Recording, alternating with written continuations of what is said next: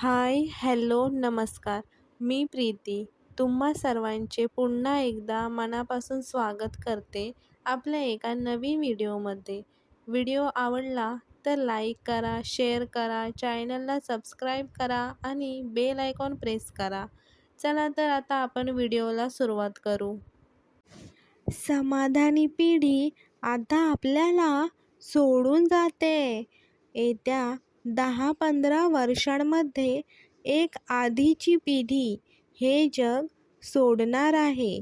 कटू असलं तरी हे सत्य आहे, कारण हे जग कोणी थांबवू शकत नाही.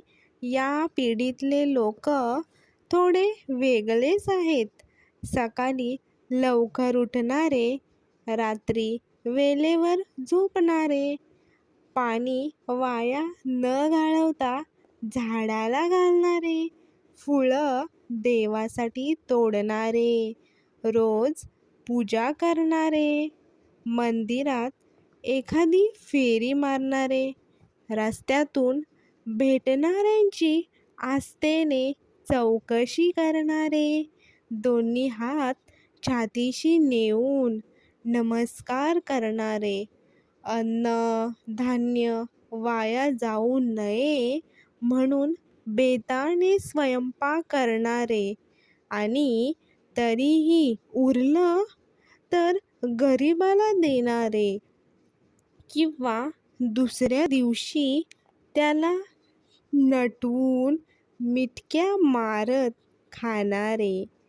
पाहुणे रावल्यांची स्वतःची गैरसोय असूनही पाहुणचार करणारे, आपापले सण धांगडधिंगा न घालता साधेपणाने साजरे करणारे, व्यसन करताना लाजणारे आणि समाजाच्या नजरेची भीड बाळगणारे, जुना झालेला चष्मा तुटला तर चिकटवून, जुनी चप्पल फाटली तर शिवून आणि जुना बनियन गळीत गात्र होईपर्यंत वापरणारे, उन्हाळ्यात पापड वाळवणारे, हात दुखेपर्यंत कुटून मसाला घरी बनवणारे,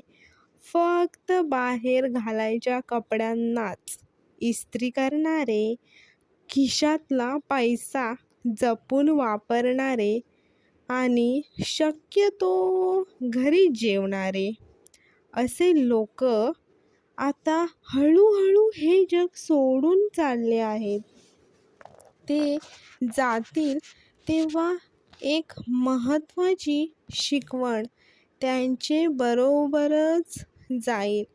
समाधानी, साधे, अर्थपूर्ण, दुसऱ्यांना प्रेरणा देणारं आणि समोरच्याची काळजी करणारं जीवन जगायचं असतं. ही शिकवण ह्या जगातून कायमचीच नाहीशी होईल. नेतृत्व, कर्तृत्व व स्वाभिमान ही त्यांच्याबरोबरच संपेल की काय? त्यानंतर राहील फक्त स्वार्थ, अविश्वास, चैन, वखवल, असंवेदनशील मन, भकास खोडगेपणा आणि मोबाईलवरचे कृत्रिम अगत्य अन सारं आभासी तथाकथित जीवन. कटू आहे पण हे सत्य आहे. भारतीय संविधान आणि आजची परिस्थिती या जगामध्ये ज्या वेळेला न्यायाला न्याय आणि सत्याला अभय मिळत नाही, त्यावेळेस जनसामान्यांचा आक्रोश हा रस्त्यावरती उमटत असतो. म्हणून वामन दादा कर्डक म्हणतात, माणसाला. इथे मी तुझे गीत गावे माणसा, इथे मी तुझे गीत गावे, असे गीत गावे तुझे हित व्हावे, असे गीत गावे तुझे हित व्हावे. पण आज एकीकडे माणूस विकासाचे गीत गातो अन दुसरीकडे दाम पेरणारा तुपाशी खेळतो अन धाम पेरणारा मात्र उपाशी राहतो. हे त्याच्यामधील वास्तव्य आज सुद्धा बदलायला तयार नाही. आणि मग या वास्तवाचे नकारात्मक परिणाम जेव्हा जेव्हा समाजावरती उमटायला लागतात, तसेच स्वातंत्र्याचा 74 वर्षानंतर सुद्धा राजधानीच्या सीमेवरती शेतकऱ्यांना आपल्या मागण्यांसाठी वर्षभर ठाण मांडून बसावे लागते. तर संवैधानिक मार्गाने शांततापूर्वक आंदोलन करणाऱ्या उत्तर प्रदेशातील लखीमपूर खेरी येथे मुजोर अमानवी विकृतीने शेतकऱ्यांना वाहनताफ्याने चिरडून टाकले. एकेकाळी या भारत देशात सोन्याचा धूर निघत होता, पण आज त्याच भारतामध्ये शेतकऱ्याच्या सुनाचा धूर निघत आहे. आज अनेक कायदे देशात चर्चेविनाच पारित केले जातात अन चर्चेविनाच रद्द केले जातात.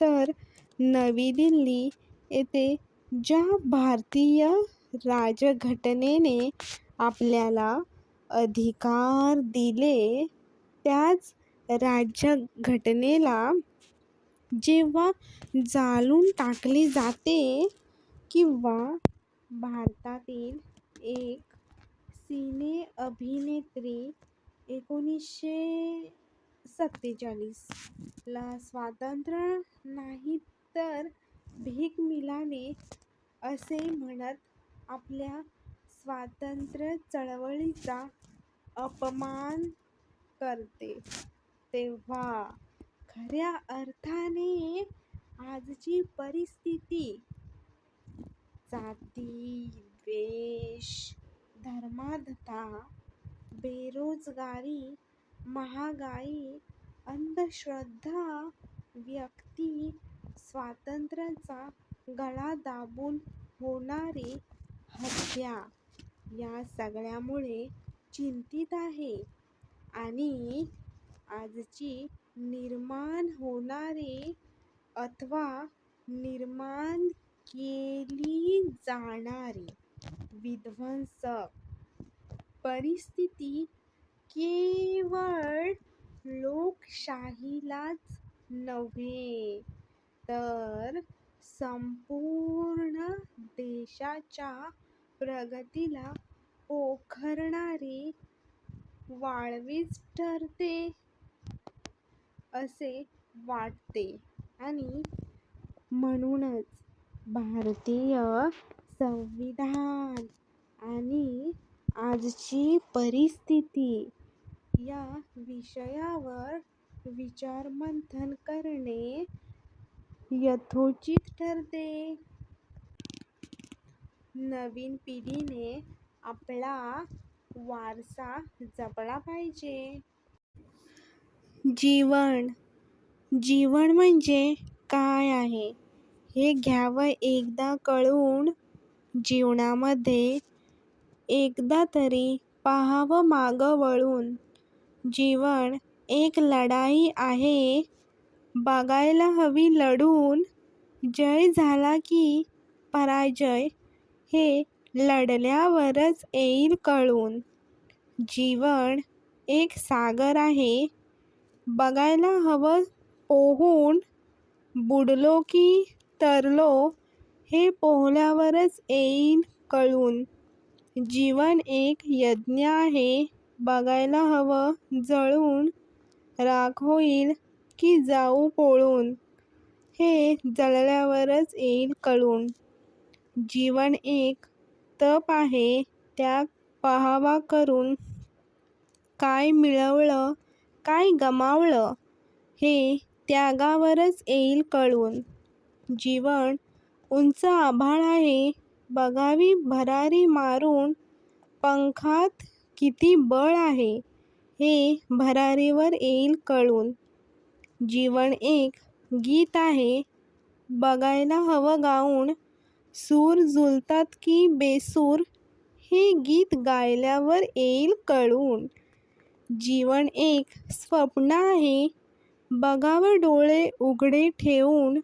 स्वप्नपूर्ती होते की अपूर्ती, हे स्वप्न पाहिल्यावरच येईल कळून. चांगलं वाईट काहीतरी होणारच, हे कृतीवर असतं अवलंबून.